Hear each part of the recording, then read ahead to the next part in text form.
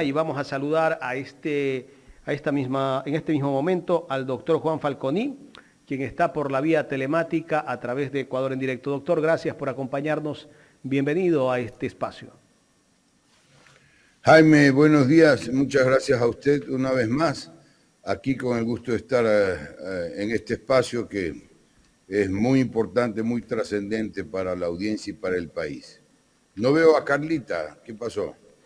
Carlita está miércoles, jueves y viernes. Ella es docente. Ya. Entonces no nos puede acompañar ni lunes ni martes. Está ausente. Pero seguro lo estará viendo. No, sí esperamos, claro que sí.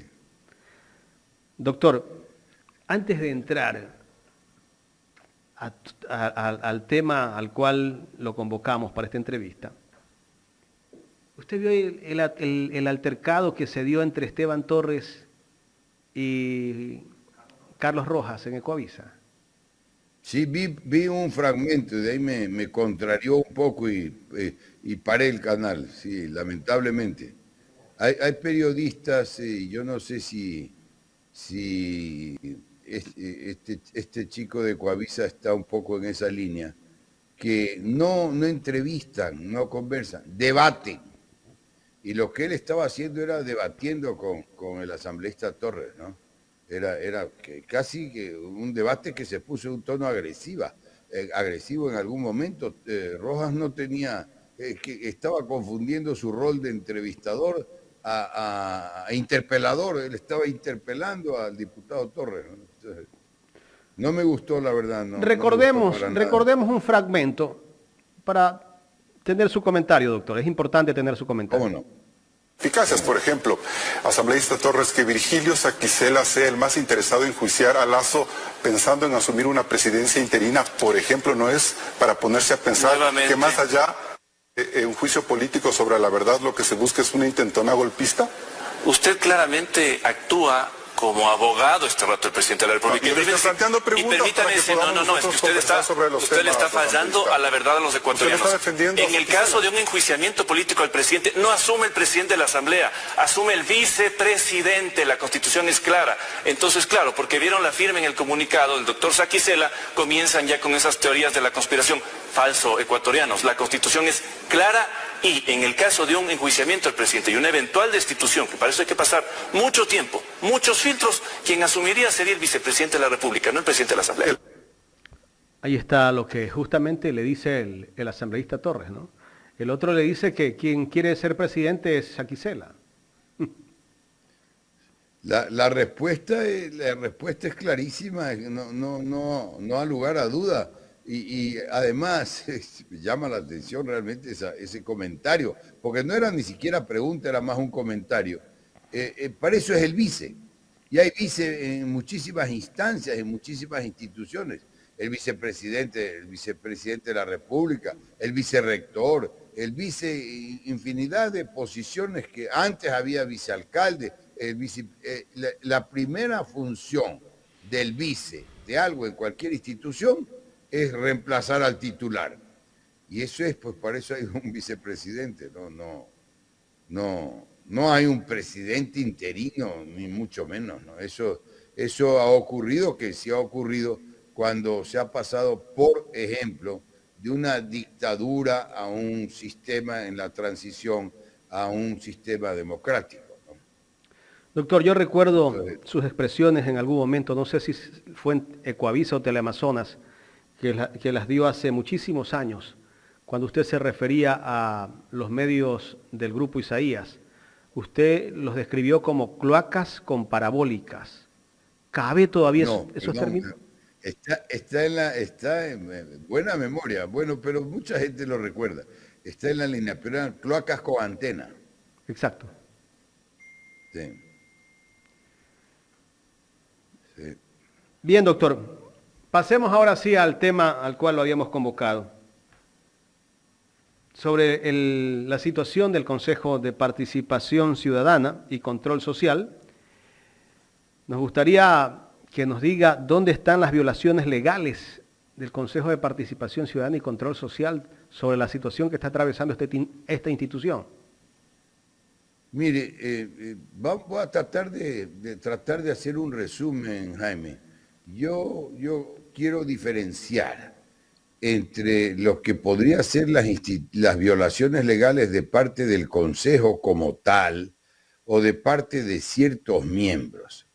Últimamente, y a partir de que empezaron a actuar principalizados los suplentes por la destitución, finalmente la destitución de la Corte Constitucional del Consejo presidido por el abogado Ulloa, no registro yo violación legal alguna. Pero hagamos un breve recuerdo que es importante de las violaciones que se han dado en el Consejo. Y recordemos que creo que el paso de la abogada Ulloa por el Consejo de Participación Ciudadana es nefasto, nefasto para la institucionalidad de la República, nefasto para la legalidad del país, nefasto para todos los efectos jurídicos y sus consecuencias, porque realmente ya destituido como está, quiere seguir mangoneando y manejando ese consejo a través de uno o dos delegados que al final del día lo que hacen es trabajar para el gobierno. Usted decía que el país se cae a pedazos. El país está destrozado jurídicamente porque el gobierno, en su afán desesperado, lo único que se puede registrar que haya hecho el gobierno en la primera mitad del periodo, en su afán desesperado, es pretender manejar todas las instancias y las instituciones del Estado, los organismos del Estado.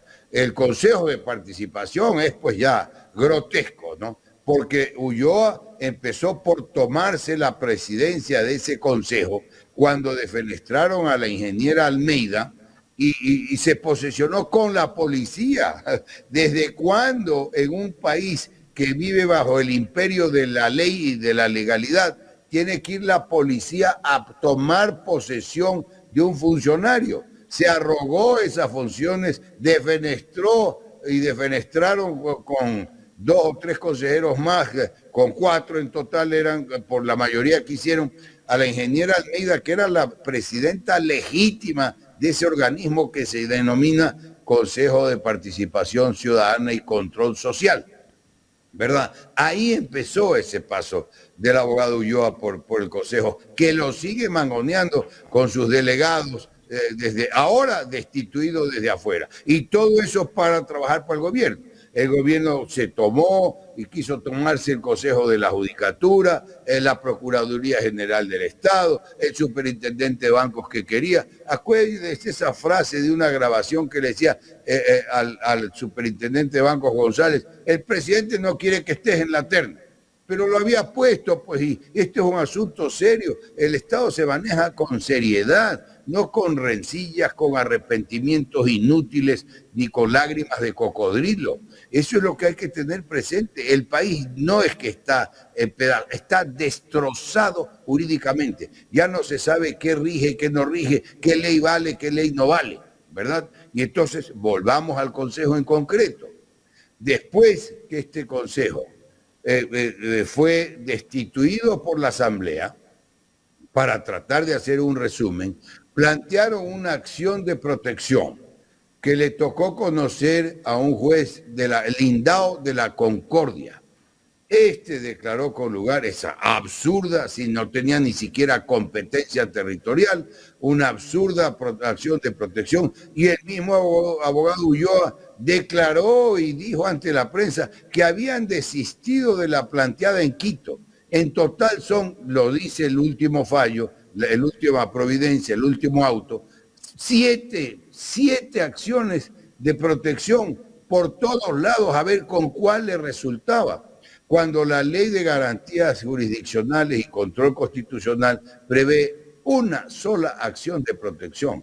No, y hay que declarar en esa que no se han interpuesto más acciones de protección, porque no puede permitirse esa variedad, esa heterogeneidad en plantear acciones, porque obviamente para evitar el riesgo de contradicciones entre los mismos órganos judiciales, órganos jurisdiccionales, ¿verdad? Entonces, con esa acción de protección del lindado siguieron trabajando. Eso se apeló y llegó a la Corte de Santo Domingo de los Áchilas. Y en la Corte de Santo Domingo de los Áchilas, ahora en febrero, y cuando una decisión después de las aclaraciones y ampliaciones y tal, cuando una decisión del 17 de febrero, si no me equivoco, 17 de febrero estaba ya ejecutoriada, se pide una nueva aclaración por el abogado Ulloa, y esa aclaración, esa corte, increíble, esto que le voy a señalar es absolutamente increíble, Jaime. Esa decisión de la Corte de Santo Domingo declara nulo, de nulidad absoluta, todos los hechos por lindado, vale decir el juez de primera instancia. ¿Por qué? Porque no tenía competencia. Para recordar brevemente, y sobre todo quienes no son abogados, aunque haya todavía ya por ahí abogados que no lo sepan, la jurisdicción nace de la ley. Y la jurisdicción es la potestad pública de juzgar y hacer ejecutar lo juzgado, ¿verdad? Pero esa jurisdicción tiene que manejarse y ejercerse con competencia. Y entonces el juez tiene que ser competente. Y la primera regla que se aplica para la competencia es la del territorio, la competencia territorial. Entonces el juez, por eso hay jueces y por eso está dividida políticamente la República, ¿verdad? El juez de Quito no tiene que conocer de lo que ocurre en Guayaquil, de lo que se maneja en Guayaquil.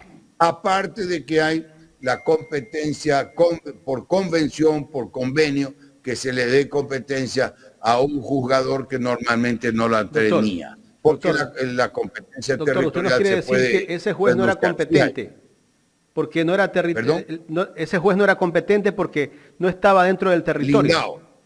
Lindado no era competente por el territorio. Entonces la Corte de Santo Domingo dice que es nulo todo lo de Lindado. Y ahí vamos ya entrando al tema actual. Entonces, que es nulo todo lo de Lindado y por tanto fue nula la acción que concedió que sigan trabajando en contra de la decisión de la Asamblea que destituyó a los integrantes de ese Consejo de Participación, ¿verdad?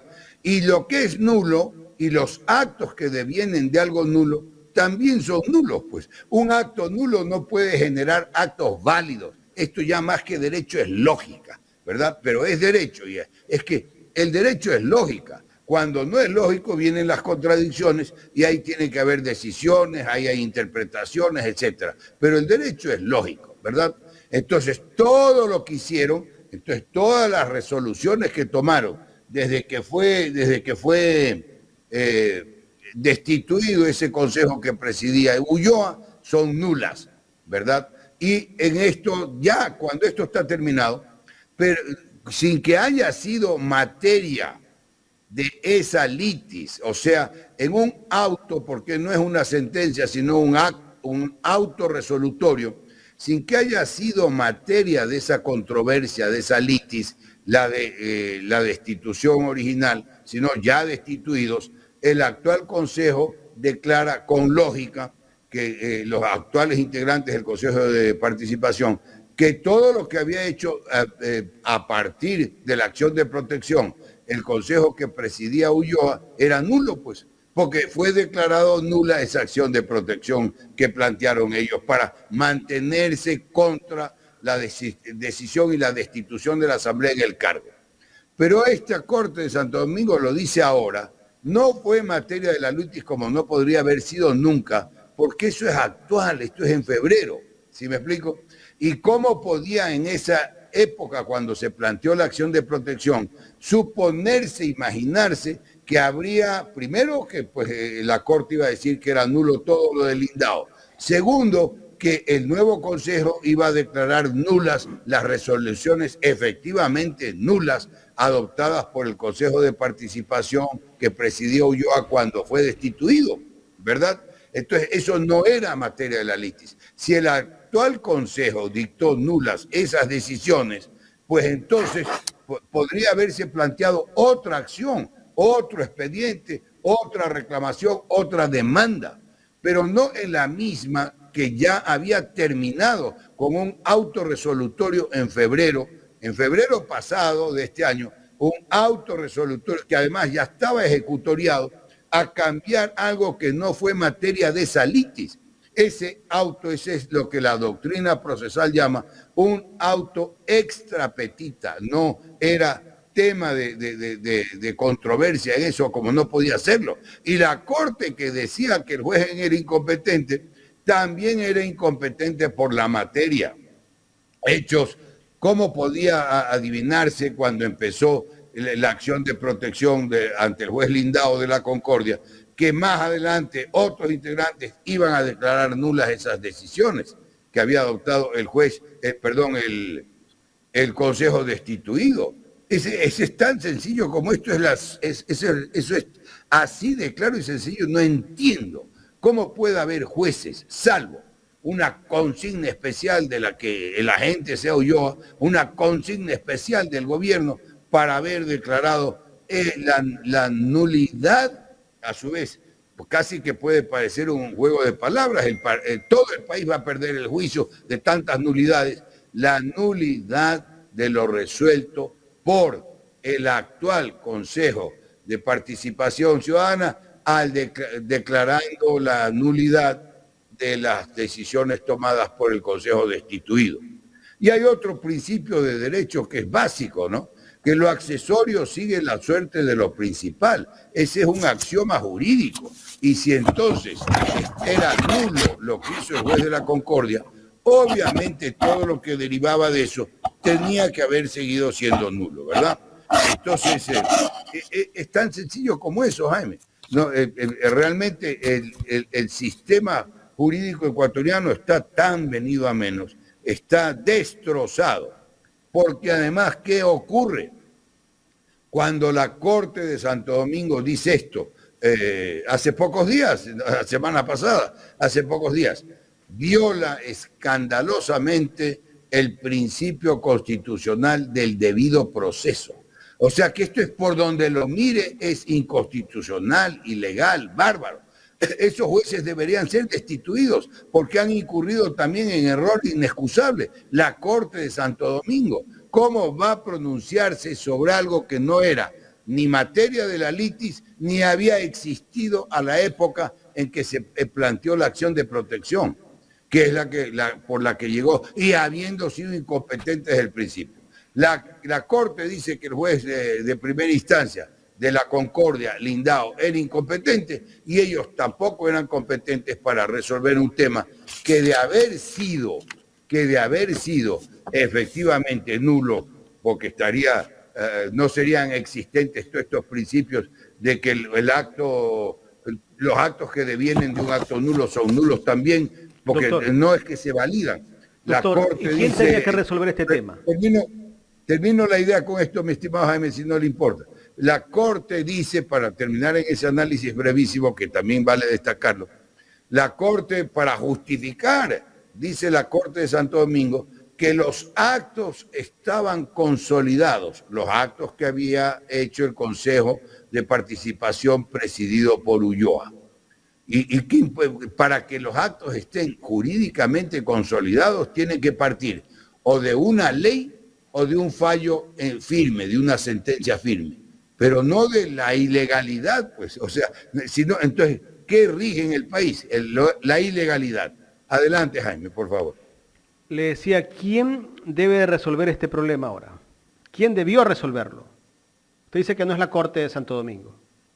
No, debió plantearse otra demanda, cualquier tipo de acción en el ámbito administrativo, porque jamás podría haber sido constitucional, en el ámbito administrativo, contencioso administrativo, que lo resuelto por el actual Consejo de Participación, en el sentido de que eran nulas todas las resoluciones que están enumeradas, dictadas por el Consejo de Participación integrado y presidido por Ulloa, cuando todo esto ha sido declarado nulo por la Corte, era materia de otra acción, no en ese mismo juicio, no en esa misma acción de protección, que ya estaba declarándola nula, y después de haberla declarado nula, extiende a decir que es nulo lo que ha hecho este Consejo en otra época. Pero es que es de loco, jurídicamente no resiste. Es como que si usted reciba como respuesta de un ingeniero que 2 más 2 son 17. Pero así de la loco. Corte dice que es nulo lo actuado una vez que fue destituido por la Asamblea. Claro, no, la Corte dice, claro, la Corte lo que dice es que fue nulo lo declarado por el juez de la Concordia, Lindau, en la acción de protección, ¿verdad? Y ahora no se atreve a llegar a decir categóricamente nulo, sino que dice que los actos que el actual Consejo de Participación ha declarado nulos, todas las resoluciones que tomó el Consejo presidido por Ulloa cuando ya había sido destituido, que son nulas también. Pero es obvio porque todo eso se ha declarado nulo por la misma Corte. Ahí hay un limbo ahora. Que más que un limbo hay una legalidad escandalosa. Claro, genera una incertidumbre, un limbo. ¿Valen, no valen? ¿Ante quién valen? No. ¿Qué es lo que pretende el gobierno? Destroza toda la institucionalidad, todas las reglas, todas las leyes para sus conveniencias, para poner a sus agentes serviles, a sus delegados y querer copar todas las instancias del Estado. Y ahí no importa la legalidad, ahí no hay institucionalidad, se van encima de todo. Y este es un ejemplo de ello, de cualquier manera, ¿no? Y eso lo hemos visto en muchísimos aspectos. Mire esa transacción política vergonzosa, por decir algo. El presidente en un discurso fogoso, creo que lo he dicho ya una que otra vez, en un discurso fogoso denunció que los asambleístas, son diputados, los diputados de la izquierda democrática, habrían pedido plata en efectivo. La novedad era que era plata en efectivo al gobierno.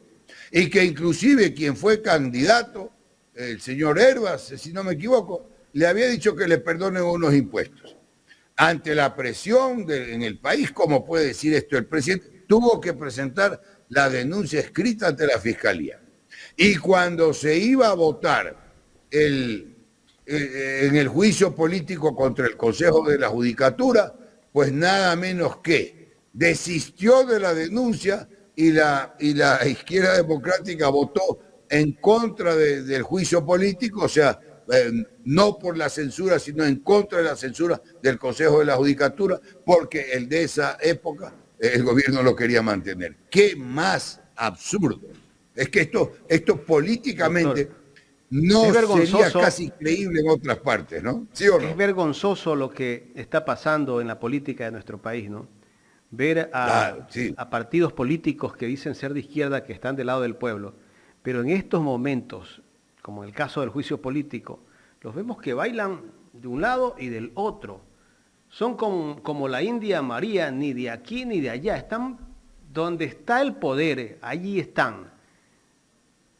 Decía, sí, Jaime, pero es vergonzoso. Decía Agustín Burbano la semana pasada, en la Asamblea se ha creado una inflación política. Ellos estuvieron a favor del informe del juicio político el sábado. El lunes ya estaban del otro lado. ¿Ves? Van variando como la marea, pero es vergonzoso, como dice usted, Jaime, que estoy de acuerdo, es vergonzoso destrozar la institucionalidad del país de esta manera, pero es riesgoso también, porque entonces eso se va repitiendo y repitiendo y ya no vale nada. Ya para qué las leyes, ya no hacen falta leyes. Si viene toda una maniobra y con eso desaparecen o no se cumplen las leyes de la manera más audaz y descarada. Pero entonces va contra lo civilizado. Y ahí llama la atención, y están tan distorsionados los conceptos, llama tremendamente la atención cuando viene alguien y dice que la asamblea golpista, que eso es lo antidemocrático. Una institución jurídica que está prevista en el texto mismo de la Constitución. O sea, mañana si es responsable, no es responsable, depende de las pruebas, las evidencias, que progrese, que no progrese el juicio político. Pero el juicio político está contemplado en la Constitución, está escrito el juicio político al presidente, vicepresidente, ministros de Estado y los más altos funcionarios del Estado. Hay un trámite particular cuando se trata del presidente y del vicepresidente. Entonces, ¿cómo se puede decir que esto no existe, que esto es un golpismo? El golpe de Estado es un golpe de hecho cuando se toman el poder por la fuerza. Ese es el golpe de Estado. Pero en la distorsión y las metas y el entendimiento político está tan deteriorado, que nadie entiende nada, nadie sabe nada y nadie sabe qué va a ocurrir. Ese es el peligro, no solo la vergüenza, mi estimado Jaime. Claro. Doctor, para seguir con el tema del Consejo de Participación Ciudadana, pero sí me gustaría preguntarle a usted, ¿qué va a pasar ¿Cómo no? si en esta crisis política que vive el gobierno, resulta que el presidente de la República ve que sí hay los votos, para su destitución? Él, antes de que lo destituyan, manda muerte cruzada. Los nuevos consejeros de Participación Ciudadana y Control Social tienen que ser posesionados por la Asamblea. ¿Quién posesionaría a los consejeros en caso de que el presidente de la República utilice la muerte cruzada para evitar su destitución y quedarse 6 meses gobernando vía decreto? Sí, a ver, vamos desde el principio, mi estimado Jaime. Yo no estoy de acuerdo en esto de la muerte cruzada. No sé, alguien lo inventó un día, alguien usó esa frase y se lo repite como muy explicativo. Además, no veo en qué consiste ni por qué denominar muerte cruzada. Lo que tiene el presidente es la facultad de disolver la Asamblea por decreto. Disuelve la Asamblea por decreto. La Asamblea, por su parte, y bajo otros supuestos, también tiene la facultad de destituir al presidente, ¿verdad? Aparte del juicio político. Y entonces, si el presidente disuelve la Asamblea por decreto, esto es lo que dice la Constitución, tiene que llamarse a elecciones generales. Elecciones generales, ¿por qué? Porque hay que elegir presidente y nueva Asamblea. Obviamente pueden ir de candidatos los mismos que han estado en ejercicio. Entonces, cuando el presidente disuelve, la que no ha ocurrido nunca en Ecuador, ha habido las amenazas varias veces. Cuando el presidente disuelve la Asamblea, tiene que haber elecciones de presidente y de asambleístas. ¿Sí me explico? De asambleístas, obviamente, porque ya está disolviéndose la Asamblea, facultad que puede ejercer una sola vez el presidente, y entonces también elección de presidente para que el pueblo decida quién se queda y quién se va, porque, repito, pueden ir a la elección. Entonces no entiendo dónde está la muerte cruzada, porque la Asamblea no es que devuelve nada que tenga que ver con esa reacción. Pero la Asamblea se va a la casa. Pero no importa cómo se la llame, la idea se entiende, ¿verdad? Entonces, pero como digo, no hay la Asamblea no puede tomar una reacción a eso ya una vez que se dicta el decreto. Y una vez que se dicta el decreto, cuando ya la Asamblea entra en una especie de letargo, ¿verdad? De una catalepsia hasta que se den después las elecciones. Entre el periodo de las elecciones, ahí es cuando el presidente puede gobernar por decreto. Pero hay 6 meses de plazo para que se lleven a cabo las elecciones y se elige nueva asamblea y nuevo presidente. Mi inquietud iba por el tema de que si se manda muerte cruzada, tiene que posesionarse el 14 de mayo al nuevo Consejo de Participación Ciudadana y Control Social. No va a haber quien posesione al Consejo de Participación Ciudadana y Control Social. Claro, buena pregunta. Si no hay asamblea, exacto, buena pregunta, Jaime, porque ahí no hay suplentes de todo el órgano. Correcto. Puede intervenir obviamente un diputado alterno, un asambleísta alterno, pero no es que todo el órgano tiene una suplencia. Tendría que estar eso en espera de que esté integrada la asamblea para que lo posesione. O podría consultarse a la Corte Constitucional, ¿no? Pero hay un vacío legal ahí. Usted lo dice con mucha precisión, hay un vacío, ¿no? ¿Qué se le va a consultar a la Corte Constitucional ahí? Porque la Corte Constitucional también, pues a veces es un riesgo, ¿no? O tendrán que prorrogarse los que están ahorita. No, no está previsto. No está previsto que se prorroguen. Y hay otro principio que es importante tenerlo presente, que en derecho público solo se puede hacer lo permitido, mientras que en derecho privado se puede hacer todo lo no prohibido. Entonces, ahí simplemente habría que tener un compás de espera, pero si es que... O sea, no pueden prorrogarse. Si es que esto no se da a mayo... No pueden prorrogarse como en el transitorio, que Trujillo ya estaba electo el Consejo de Participación Ciudadana y Control Social y ellos seguían. Claro, el fallecido Trujillo realmente es el responsable de muchas de las arbitrariedades por su aberración política, creó con ese transitorio y tal, alteró de una manera significativa la estructura jurídica del Estado. También fue nefasto, ¿no? Pero miren cómo se van produciendo, que es lo que digo. El riesgo es que ya empieza a desenvolverse toda la actividad jurídico-política en la República, no bajo el imperio del derecho, no bajo el estudio de las leyes, no bajo el estudio y el análisis sereno de la doctrina jurídico-política, sino bajo el régimen, permítame usar la palabra un tanto común, no quiero ser vulgar, bajo el sistema de la zapada. Cómo ver la trampa, la una, cómo la zancadilla, por aquí alteramos, por acá, nombramos y que se prorrogue, y que siga, y que acá la Corte diga algo que no le corresponde, que diga una ilegalidad mayor que la que está corrigiendo, etcétera, etcétera. Ese es el riesgo, pues, Jaime. Y eso es lo que yo le anotaba hace un momento cuando usted decía, vergüenza, claro que sí, pero además un riesgo tremendo. Porque esto ya se va haciendo, no solo que se va haciendo costumbre, se va aceptando en la sociedad. Ya, ¿qué vamos a hacer? Pues ya, ¿qué podemos hacer? ¿Cómo vamos a combatir esto? ¿Cómo vamos a evitarlo? Y entonces se va tornando en algo común, generalmente aceptado. Doctor, siguiendo con el tema del Consejo de Participación Ciudadana, ese consejo al cual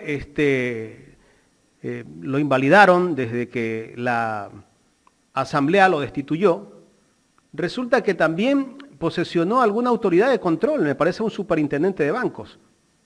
Sí. ¿Qué va a pasar? También entraría también el tema, entraría a cuestionarse esa posesión. Si es que está en esa línea, ¿no? Claro que sí. Porque todo, pero es que es obvio.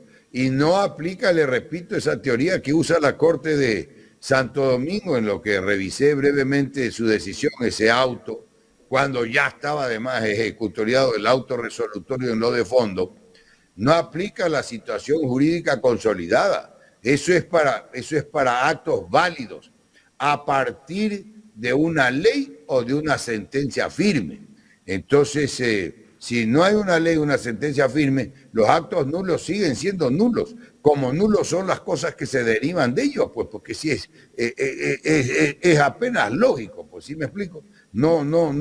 Si el contrato es nulo, para dar un ejemplo sencillo, ¿no? Si el contrato es nulo y es declarado nulo, todo lo que deriva del contrato tiene que seguir la misma ruta de la nulidad. Si se pagó un precio, tiene que haber la devolución, porque quien celebró el contrato era incapaz. Para poner un ejemplo sencillísimo, ni siquiera para un abogado, ni para estudiantes de derecho, sino para cualquier persona que acepte la lógica. Un menor de edad celebra un contrato de mayor cuantía. No es capaz porque es menor de edad. Y entonces todo lo que deriva de ese contrato es nulo también, ¿o no? Que le devuelvan el precio porque el contrato era nulo, que le devuelvan las cosas porque el contrato era nulo, suponiendo que sea una simple compraventa. Pero no es que el contrato es nulo y lo demás se mantiene porque es una situación consolidada, según la teoría que por ahí se la toma de una definición que quiere hacer valer la Corte de Santo Domingo de una manera increíble. Hay un voto salvado ahí en la decisión de esa Corte de Santo Domingo de los Áchiras.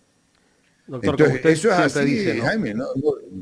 Vivir bajo el imperio de la ilegalidad es riesgoso. No se sabe qué vale, cuándo vale, quién va a estar atrás de las trampas jurídicas. Siempre recuerdo sus palabras. En este país todo es posible, solo falta que llueva para arriba. Exacto. Sí, Jaime, oiga, buena memoria. Y suelo decir también, entonces, jurídicamente hablando,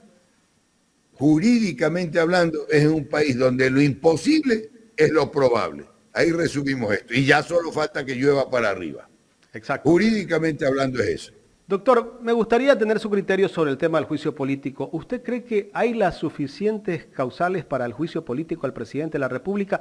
Porque aquí se intenta confundir a la gente. Veo algunos analistas políticos, constitucionalistas, que dicen que hay que esperar el juicio penal, otros dicen que no. Bueno, en fin, confunden a la gente, ¿no? Y vemos a esos mismos analistas desfilar por los medios de comunicación tradicionales. Lo que ocurre, Jaime, sí, nada que ver con lo penal. Nada que ver con lo penal. Lo que ocurre es que las figuras del numeral 2 del artículo 129 de la Constitución contemplan causas, y esas son las causales. Hay causales. Sí hay causales, que es concretando directa y concretamente su pregunta, sí hay causales que son las determinadas en el numeral 2 del artículo 129, entre otras, porque están en el mismo artículo 129 de la Constitución, ¿verdad? Ahora, lo que tiene que haberse ya, y para eso sería el proceso, es la prueba de los hechos que se alegan como causa en el juicio político. Tiene que haber la demostración, la argumentación, la explicación, y de ahí viene la decisión. No deja de ser un procedimiento, ¿verdad? Es un procedimiento que se denomina juicio político. Es un juicio, pero es político. No sigue las reglas del juicio común, ¿verdad? No hay un juez. Ahí quien toma la decisión es el órgano legislativo. Y esto, pues, no deriva de alguna manera del impeachment, que viene del derecho inglés. Y en el derecho inglés, pues, hay antecedentes constitucionales de los más remotos del mundo. Por ejemplo, la famosa Carta Magna de 1215 de Juan Sin Tierra. ¿Ves? Ese es el antecedente constitucional que se conoce más antiguo del mundo. Por aparte, pues, de otros sistemas legales, había también la ley de Hammurabi o Hammurabi, como lo quiera decir, que tiene más de 5.000 años, ¿no? Pero en materia constitucional, el antecedente más antiguo que se conoce así estructurado es la Carta Magna de Juan Sin Tierra 1215, ¿no? Y yo tengo, mire, un ejemplar impreso, está en el museo inglés de Londres, y está ahí el original, es muy interesante visitarlo. Entonces, es eso, Jaime, las causales existen. Ahora hay que demostrar, y para eso es el juicio, para demostrar el cumplimiento o no cumplimiento, la efectividad o no efectividad de que se hayan dado esas causales. Entonces, en ese sentido hay que ubicarse. Correcto. Estamos dialogando con el doctor Juan Falconi Puig, jurista. Estamos hablando sobre el tema del juicio político al presidente de la República. Ahora, doctor, este juicio va a demorar, no es que hoy se trata el tema del informe y ya está para después de 15 días. De acuerdo a lo que han dicho los propios asambleístas, que casi se va a tomar mes y medio todo el proceso del juicio político. Sí, es un trámite, y es un trámite que después del informe que se conoció, pues eso no es lo determinante. Hay un trámite que empieza por la solicitud de juicio político. Mire que claro, es un juicio, pero la Constitución no habla de demanda, sino de la solicitud de ir al juicio político. Y eso tiene pues un trámite, justamente la solicitud, el análisis de la solicitud, si sigue el trámite, la notificación al presidente, la contestación del presidente, la etapa de prueba, de demostración, etcétera. Y todo tiene tiempos y días, de términos a contarse en ese trámite, ¿no? O sea, efectivamente, eso no es inmediato. Doctor, usted vio las declaraciones de el expresidente de la Corte Constitucional, el doctor Hernán Salgado Pesantes, que los calificó a los asambleístas como analfabetos constitucionales por haber tomado la decisión de aprobar ese informe para el juicio político al presidente. ¿Sí lo vio usted? Sí, vi un fragmento, yo no lo sigo a Pesantes, vi un fragmento porque lo veo medio desactualizado y ese es un calificativo realmente desafortunado, ¿no? Pesantes, porque fue juez de la Comisión Interamericana, donde han llegado jueces de muchísimas orígenes y categorías y niveles y todo. Él ya se cree que está por encima del bien y el mal constitucional. No hay tal. Yo conozco casos concretos que de la Corte Constitucional que presidió Pesantes, hay unos disparates y unas ilegalidades, ni siquiera inconstitucionalidades, sino ilegalidades kilométricas, por describirlo de alguna manera. ¿Quién es él para calificar de analfabeto constitucional? A nadie. ¿Verdad? No todos tenemos los mismos conocimientos ni los mismos niveles de conocimientos, pero de ahí a que sean analfabetos en una materia. Entonces, usted y yo y cuántos otros somos analfabetos en cuestiones de ingeniería. Todos somos analfabetos en cuestiones de astrología. No, pues, una cosa es ser analfabeto, otra cosa es obviamente no tener conocimientos de ramas o de materias que nos resulten ajenas, en las que no hemos incursionado, etcétera, ¿no? Pero en la asamblea hay abogados y en la asamblea hay asesores y en la asamblea hacen consultas y tienen un manejo. La asamblea es el centro político, ¿verdad? Porque entonces sería la respuesta natural a ese disparate de Pesantes, sería decirle que en la Corte Constitucional son analfabetos políticos. Doctor, ¿qué le parecería? Y no son, ¿no?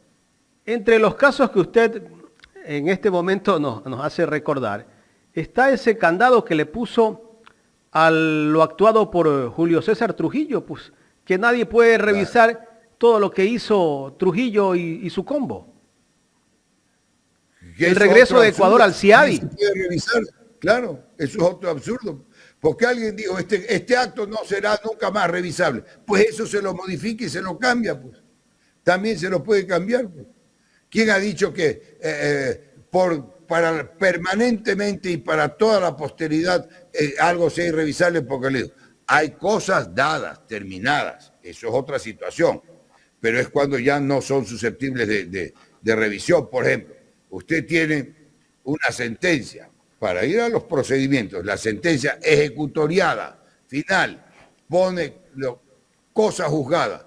Ya terminó el problema. Res judicata viene desde el derecho romano, el latín. Res es cosa, judicata juzgada. La cosa juzgada, porque algún día tiene que terminar los juicios, pues también. Si no, no pueden ir transmitiéndose los juicios de generaciones en generaciones y que nunca terminen.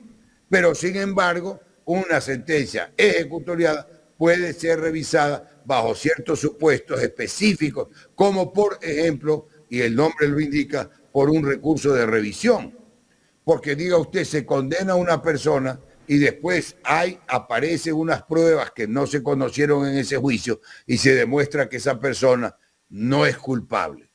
Y porque existe una sentencia ejecutoriada ya se liquidó, se fregó, aunque ya se sabe que no es así, ¿verdad? Ahí hay revisión. Y hay ciertos supuestos. Y las leyes pueden ser las leyes cambiadas, pues, y de hecho son cambiadas permanentemente. Si hay una resolución que dijo, esto no se podrá cambiar, eso no se podrá cambiar mientras estén los mismos que lo ordenaron con el respaldo de los que lo ordenaron. Pero de ahí eso, toda ley es cambiable, toda ley se puede derogar, modificar, etcétera, ¿no? Doctor. Entonces ese es otro mamotreto, ahí sí es un mamotreto del que se valen para justificar lo que se pretende mantener, un status quo que se pretende mantener.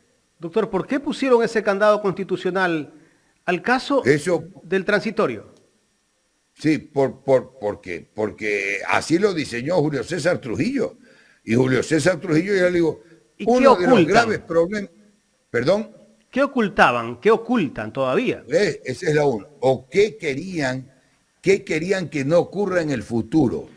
Porque la ley es clara, doctor, tengo entendido. Yo no soy abogado, pero algo entiendo, ¿no? Todo funcionario público tiene que rendirle cuentas al Estado, pues. Por supuesto, por supuesto. Estos señores fueron funcionarios públicos. Se lo puede cambiar. claro.